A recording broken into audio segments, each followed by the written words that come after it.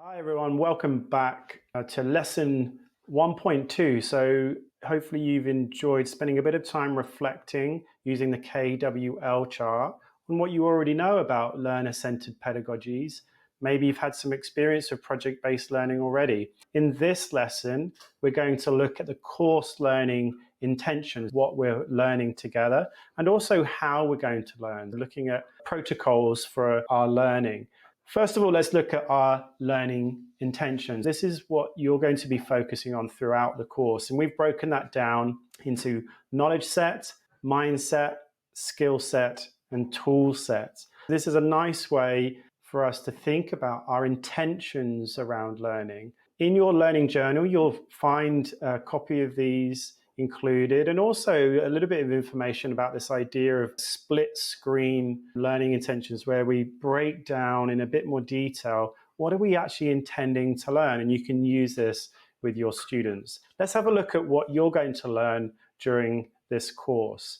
By the end of this course, you will understand the principles of learner-centered pedagogies. You're going to focus on the fundamental components of what makes something learner-centered as opposed to teacher-centered. You're also going to understand the principles of project-based learning design. You're going to focus on what is a project-based learning approach, what's the process that you go through. Let's look at the mindset, the skill set, and the tool set. The mindset is all to do with your openness to change, and I encourage you to be open-minded to different ideas, to explore new things. That's how you're going to get the most from this course. I also encourage you to think like a designer and to tap into your creative mindset and disposition as you explore some of the tasks later in the course. Some of the skills that we use are going to be learning design, designing specific projects for your classroom using the project-based learning approach. You're also going to be collaborating, hopefully, with some of your team members, some of your colleagues from your school, and I hope you get the opportunity to explore the emerging ideas with them. And then last of all, we're thinking about how we communicate. So how do we communicate both with our colleagues as a skill and also with our students? Now, the tool set is going to be vast. You're really lucky you're going to have loads and loads of tools to explore. And throughout the course, there's lots of opportunities for you to have new strategies and tactics added to your tool set.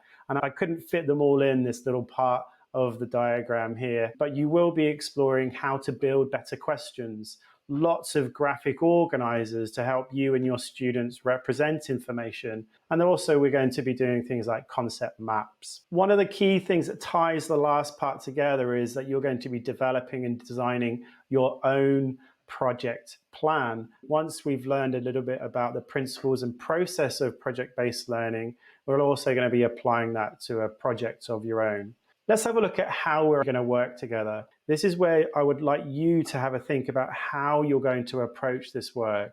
We've talked about the intentions, but these are some of the things that define our expectations of how I want you to participate. So you might be thinking, I know what's expected of me during the course. That's the kind of intention here. So first up, we're going to stop, pause, rewind. You are in control. So you can press the pause button now on me and just take in and take some notes, take your time. You can go back and rewind. You're in control. This is self-paced learning, and all of the videos are obviously in your control. You don't have to sit all the way through them. Make sure that you control the pace. So if you want to pause and rewind, I encourage you to do that. Let's be as present as we can to make the most from this course.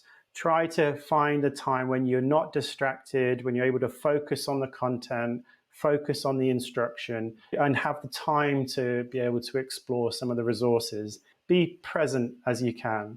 Be kind, specific, and helpful in our feedback. So you're going to be maybe working with others. You're definitely going to be sharing some ideas later in the course. When we do that, we're going to be kind, we're going to be specific in our feedback, and we're going to be helpful in the way that we're sharing with others. The last protocol is about holding your ideas lightly. And so instead of being defensive about maybe a new idea that you have, I encourage you to hold your idea lightly. So stretch out your hands and allow the person to access that idea. Hold it lightly so you don't grip it and defend it. Allow other people to access your thinking, share your ideas with them, because I know that will improve your practice and make your ideas better. These are some of our course protocols. I hope they've been useful just to go through, and I hope the learning intentions are nice and clear. Remember, there's copies of these in your learning journal. So that's the end of